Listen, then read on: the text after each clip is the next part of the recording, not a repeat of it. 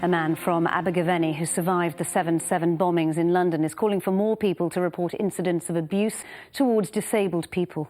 Dan Biddle lost both his legs in the July attacks 10 years ago and says that not enough people are going to the police about incidents because they don't see it as a crime.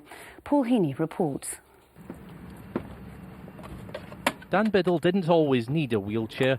He didn't always need the help of his wife, Gemma. He was in London just over 10 years ago on a tube train when this happened. There have been a series of explosions on the public transport system in London during the morning rush hour, which police fear. There's no more than about 12 to 18 inches between me and the guy that had the bomb.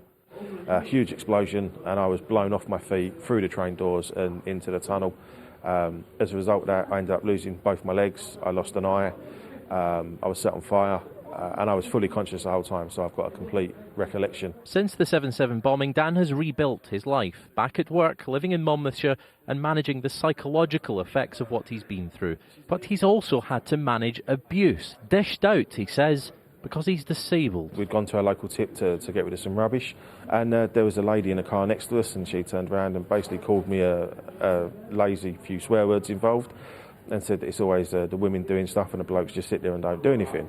It even reached the point where Gemma had to get my wheelchair out of the car, stand in the middle of the tip, holding my wheelchair, saying to the woman, "Look, he's in a wheelchair," to which we was met with a mouthful of obscenities, and she drove off. If a victim feels they were targeted because they were disabled or because of their race or sexuality, it's known as a hate crime. Overall, reports of it were up 20% in Wales compared to last year. Just over 200 said they were a victim specifically because they were disabled. That's up 35%. But police say nearly half of hate crimes go unreported.